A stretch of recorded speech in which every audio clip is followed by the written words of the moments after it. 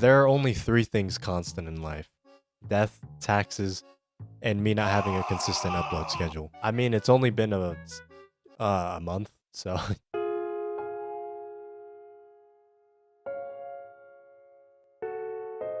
Marvel Zombies. Now, while the idea is cool, the storyline progressively got worse after every sequel. It's also where I got the picture for this infamous thumbnail that everyone loves, which I'll explain later. We're not there yet, okay? But first I gotta start explaining the storyline. So, like, grab a snack, maybe some like onion rings or something. I mean, those sound pretty good right now. We start off in the original Ultimate Universe, the one that I covered in the previous video. In this universe, the Fantastic Four are young and inexperienced, and Reed Richards is having second thoughts about being a superhero. You could say that he's not feeling very fantastic about himself. Anyways, he has a conversation with an alternate universe version of himself and decides to teleport there to pay him a visit. However, upon arrival, he discovers that he's actually been epically pranked, and that the alternate version of himself that was calling him was actually a zombie. And now he's in the zombie universe. Oh, no. In the Marvel zombie universe, everyone retains their intelligence even though they're infected. They just have an intense craving to eat flesh. And anytime they eat flesh, they temporarily gain their sanity back. You could say it's like a nicotine fiend trying to find their vape. So naturally he runs for his life, but then he gets cornered.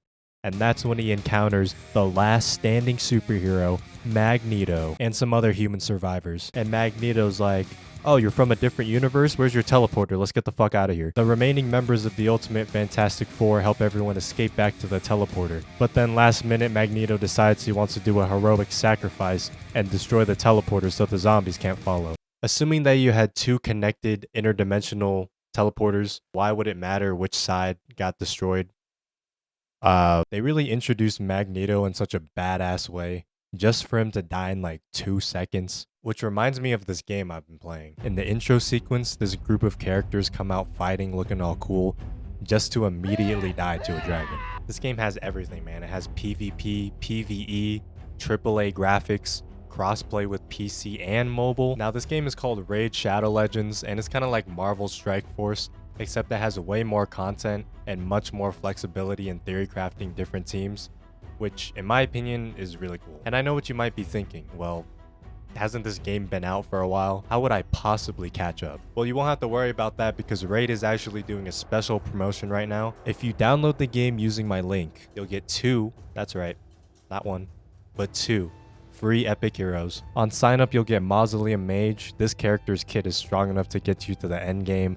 And once you hit level 15, you'll get Rector Drath, which is one of the strongest supports in the game. And if those 2 free heroes weren't good enough for you, then how about I throw in another free hero? That's right. As part of the promotion, you can also get legendary hero Sun Wukong using promo code Monkey King. But don't wait too long because this is a limited time offer. It's going away at the end of November. And if you played the game before and stopped, don't worry because we also have some rewards to help you jump back in. By clicking the welcome back link in the description, you can get a special package featuring Epic Champion Tagore. And for some bonus raid tips to help you out, I'd recommend getting Kale. He's a good starter. He has poison in his kit. Poison's pretty good. Get him to level 60. Farm stage 9 in the campaign for War Maiden as soon as possible. This is a really good raider. Also, make sure to get your 30-day login bonus. Hikaton's a good champion too. And don't forget to join my clan, Epic Gamers United. My username's aizon. You can find me there. I'll see you guys on the battlefield. So yeah, everyone escaped and Magneto died for no reason. I guess bro just didn't want to live and found any excuse to be heroic. Go on ahead! I'll hold these monsters back. So after feasting on Magneto with the rest of the zombies, Hank Pym, aka Giant Man, goes to his secret lab, where it's revealed that he's trying to find a cure for the infection. In his lab, he has an unconscious Black Panther, who he's eating slowly to keep his sanity. The dirty fiend Wasp finds out, aka Janet, aka his wife, and she demands that Hank shares some of Black Panther with her, to which he calmly responds by biting her head off. Hank returns to the rest of the zombies, as the Silver Surfer, herald of the almighty planet-devouring Galactus, shows up to tell them, hey, Galactus is coming by to eat your planet. And how do the zombies respond to this? Well, they eat him, of course, you know, what else would they do? And by eating him, they gain his powers. The power of Cosmic. So you're telling me the Herald of Galactus that wields the power of Cosmic got murdered by zombies? You can fly, bro. You have a surf. Bro, you wield the power of cosmic. He can literally blast the planet with his hands. You have a silver surfboard that flies at the speed of... Bro, it is believed that the surfer can travel roughly 500,000 light years per second. And he lost. He lost to a group of zombies. Are you serious? As this is happening, Black Panther runs away with the head of Wasp, who is still trying to eat him. What? You don't even have a stomach. Like, what good is eating gonna do for you? Anyways, Galactus finally arrives, and the zombies start running away. I mean, look how this dude's built. Like, you can't do anything to him. Black Panther then comes across some of Magneto's followers, who for some reason didn't escape through the teleporter. After a scuffle that Black Panther wins, somehow, even though he's missing an arm and a leg, they come to an understanding, and then they head to Asteroid M, which is a space station that Magneto lives on. Or should I say, lived, because he's dead.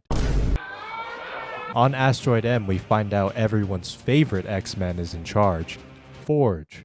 Who? Forge, you know, like the guy who built... Who? So after running from Galactus, the zombies devise a plan to take him down using a weapon that shoots a beam of... a really strong beam. It combines all of their cosmic power and focuses it into one beam, and it works. It kills him, and then they start eating him because why not? Wow, this cosmic energy seems pretty overpowered. If only there were a bald silver guy who wielded this power, maybe he could have took out all of the zombies and solved the problem. And because this storyline sucks booty cheeks, of course the zombies gain the power of Galactus after eating him, because I guess they're all Kirby or something. 5 years later, and Wasp is now in a robot body that has a pair of robot boobs, because why not? Her, along with the rest of the survivors, come back down to Earth to help the zombies, because with the help of Wasp, they discovered that if a zombie just doesn't eat, then they're not hungry anymore. Wow, what an amazing revelation there. How did they not find that out sooner? So you're telling me that the Marvel zombies ate basically every single human imaginable on their planet, and somehow they never discovered that not eating makes them not want to. But the zombies aren't on Earth anymore. It's revealed that they used their Galactus powers to travel to other planets so they could eat more people. Fast forward, and the zombies have now eaten every single living being on every planet in their universe. And if everything in this universe has been eaten, then the only logical step is to travel to other universes. So they start heading back to Earth so they can find the teleporter. You know, the one from the beginning of the story, the one that Magneto supposedly sacrificed his life to destroy. Apparently there's a way to repair it, further cementing that this dude died for no reason. Back on Earth, the Asteroid M survivors have been living a peaceful life with Black Panther as their leader. Hawkeye's head is discovered in the rubble by a child and is placed inside a robot body, which has boobs again. Do they only have one model of robot? Are you telling me the only robot bodies you have are ones with boobs on them? And after running some experiments, they find that Hawkeye is relatively normal, which confirms that zombies can indeed be rehabilitated. But among the survivors, there's a group of people that are causing some trouble, who are led by Cortez, the fucking lamest supervillain in all of X-Men history. And later that night, while Black Panther is sleeping, an assassin comes in and stabs him. But before he can bleed out to death, Wasp comes in and bites him, which turns him into a zombie. They promptly eat the assassin in order to regain their sanity, and then they lock themselves in a room until the hunger can pass. Cortez seizes this opportunity, and he gathers a group of people to tell them that we shouldn't be led by a disgusting, dirty, Black Panther zombie. No zombie should be leading us. Black Panther and Wasp are broken out by their friends, and as they attempt to sneak them out, they encounter the angry mob. But this conflict is cut short because the Marvel zombies have arrived. They start attacking and eating people, but then Giant Man tells them to stop. He wants to save the humans, so he can create a breeding farm for infinite meat. Spider-Man is against this idea and blasts him with an energy beam. It seems he hasn't eaten in so long that he's actually come to his senses. The zombies start fighting, and then the survivors employ a force field to block off the bad zombies and the good guys. And for some reason, the survivors thought it was a good idea to keep an unconscious Bruce Banner inside their force field. Why would they have thought it was a good idea to even capture zombie Bruce Banner in the first place? I mean, he's quite literally the biggest threat that they have. If he were to go rampage, Hulk zombie Hulk mode, and they thought it was a good idea to capture him. I really don't understand why they did that. That's not very smart. And since the force field's impenetrable, the bad zombies decide, man, fuck this, and they leave to go get the teleporter. But that's when Forge reveals that he actually stole back the teleporter years ago. He just couldn't figure out how to get it working again. So the bad zombies come back and they're like, give us the teleporter. And then the good guys lower the force field so they can get out and fight them, but turn it back on as they leave so they can protect everyone else. Now, I don't know why they didn't just leave the force field on and wait it out, considering the force field's unbreakable. I guess good writing just doesn't exist in this series. This was written by the same guy who created the critically acclaimed Walking Dead series and Invincible.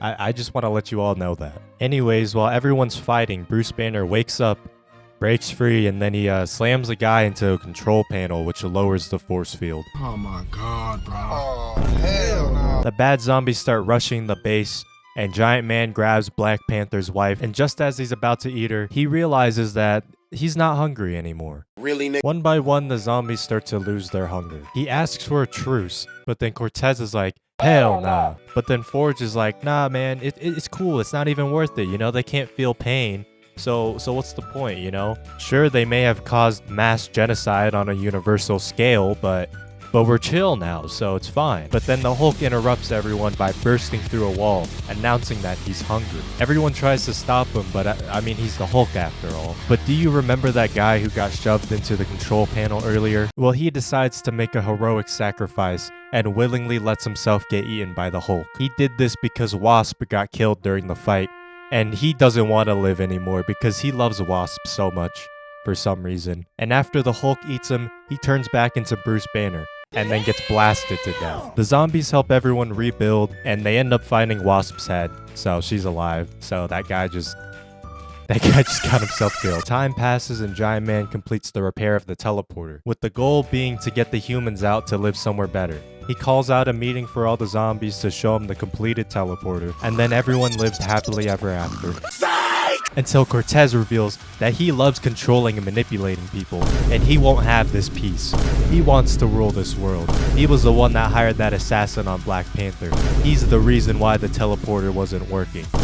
And then he teleports all of the zombies out into a different universe. For some reason, all of the zombies were conveniently on the teleporter pad when he was monologuing all of this. Forge comes in just a tad bit too late to stop it, because that's how every single shitty story is written. And then Cortez clocks his ass. It was him all along, guys.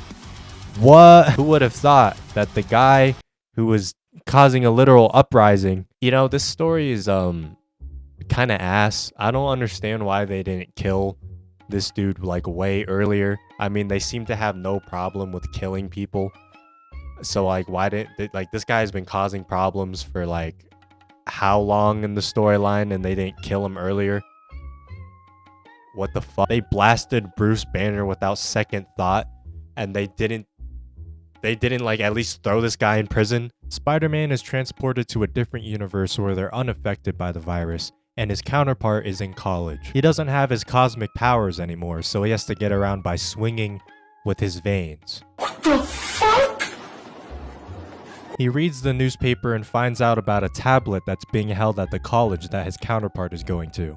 Now this tablet is said to give eternal youth, so he thinks that this could be the cure to the zombie infection. He gets to the college and he sees himself and Mary Jane. But just then, the Sinister Six attacks and tries to steal the tablet. Zombie Spider-Man jumps down and attempts to stop them, but he catches a whiff of Kraven, and I guess Kraven just smells so good that he triggers his hunger again. What the hell? So I'm just a little confused because I thought they weren't hungry anymore, but apparently they're hungry again. Wow. Actually, they're not hungry anymore, but now they're hungry again.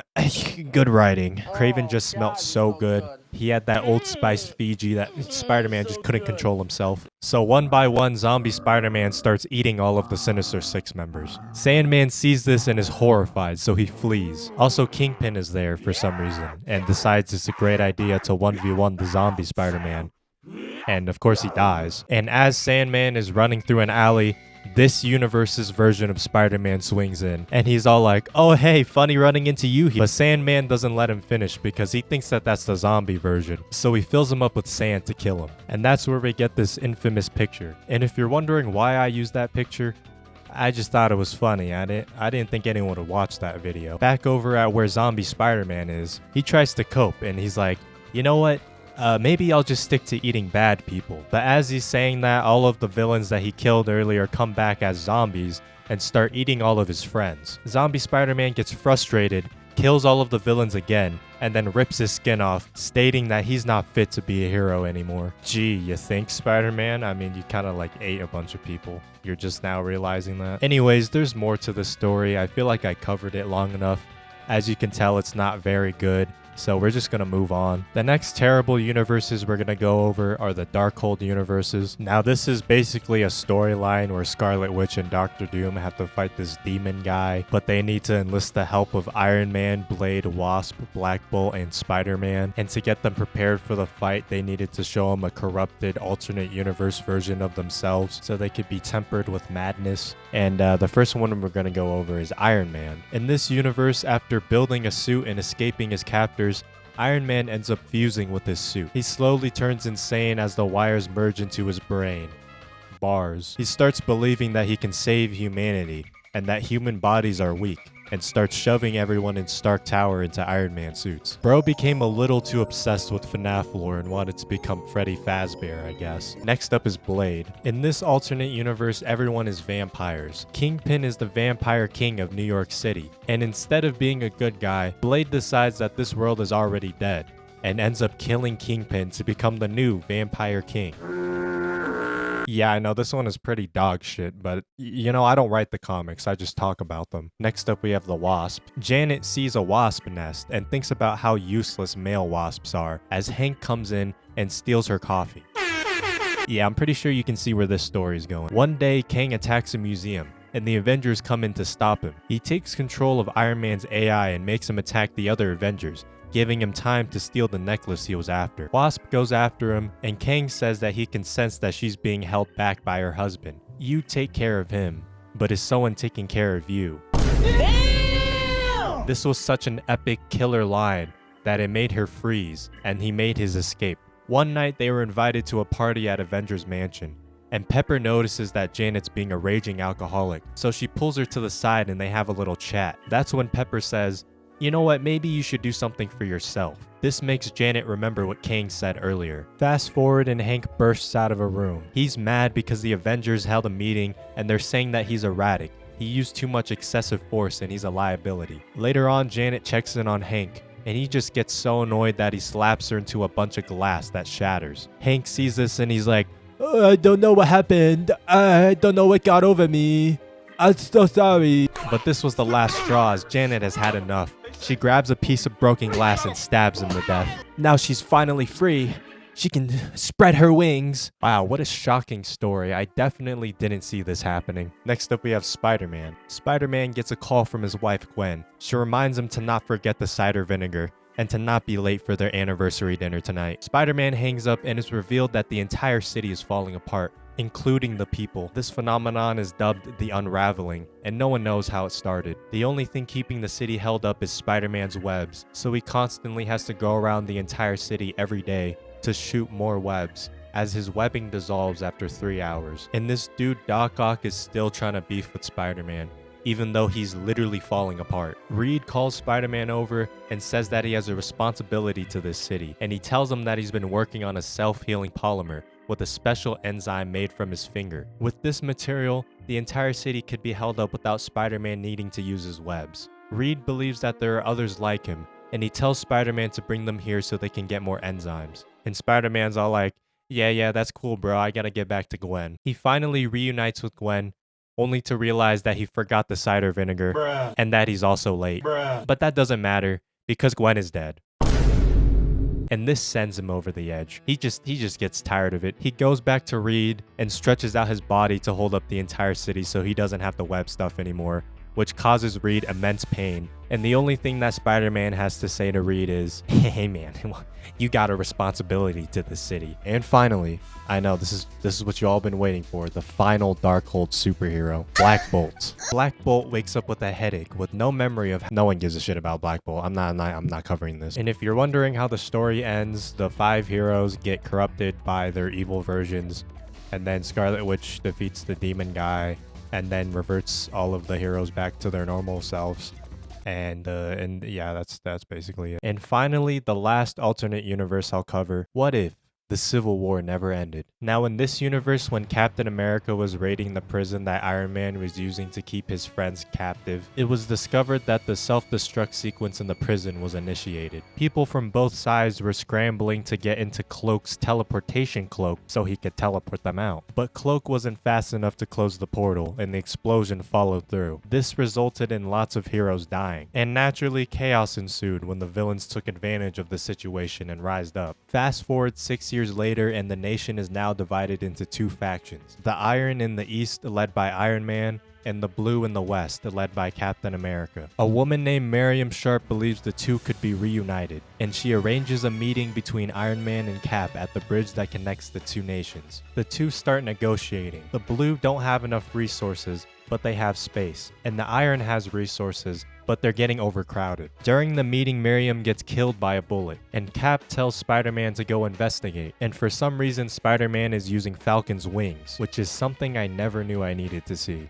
Someone cooked here. Spider-Man finds the rifle with no shooter in sight. Cap deduces that the bullet would have took time to travel, and Miriam walked into it, meaning the shot was never intended for Miriam, it was intended for him. Cap gets mad at Iron Man, and Iron Man swears that he wasn't behind it. Then both of them go their separate ways. Later on, Iron Man looks at a timeline of the events with She-Hulk, leading up to Miriam's death, and they discover that they're being played. So Iron Man sends She-Hulk into the Blue to investigate. Also, I think it's weird how she has like a full head of hair when she is like in Hulk transformation, but when she turns back into a human, she has a mohawk. I don't even know how that's possible.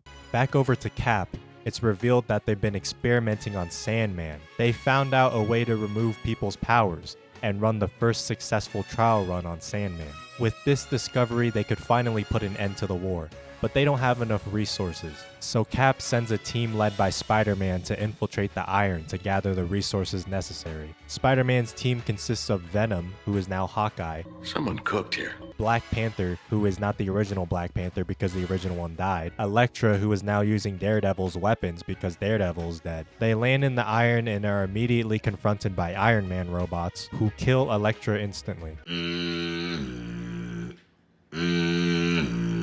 The team gets into the building that has the resources, but before they can get what they need, they have to get through a dead Kingpin who is being controlled by Doc Ock's tentacles. Side note, I'm just confused why they keep using Sandman, Doc Ock, and Kingpin in all of these storylines. Do they not have any other characters? I'm confused. Like, Venom finishes him off by using a symbiote bow to shoot Daredevil's club at him. Someone cooked here. And I know what you're thinking.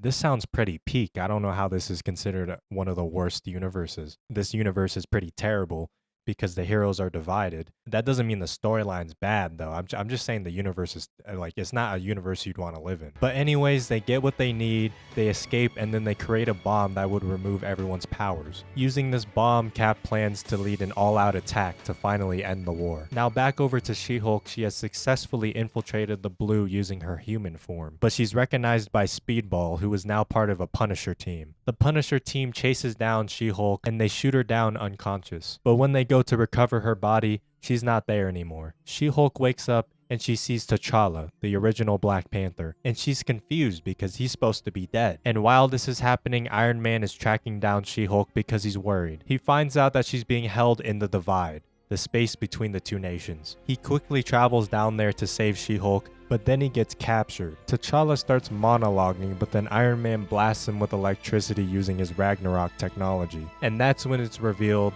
that they're actually Skrulls, Someone cooked here. an evil alien race that takes over planets by shapeshifting, and that they were actually the ones behind everything, causing Captain America and Iron Man to keep fighting. Iron Man beats the Skrulls, frees She-Hulk, and they go up to the surface where they see that Cap is already launching his attack. Iron Man and Cap start fighting while Iron Man is trying to tell him the truth, but Cap doesn't believe him. So Iron Man has Emma Frost telepathically show him his memories. With the truth now revealed, the two put the conflict behind them, but Cap realizes it'll take too long to call a ceasefire. So Cap decides to use the bomb to stop everyone from fighting, as this would also get rid of the Skrull's abilities to shapeshift. So Cap tells Hulk to throw the bomb into the divide, and Hulk is actually Wolverine in this universe, because they just keep making peak, bro. The detonator doesn't work, so Cap and Iron Man have to go down there to set it off, and that's when they get ambushed by a bunch of Skrulls. Emma Frost projects the truth to all the heroes,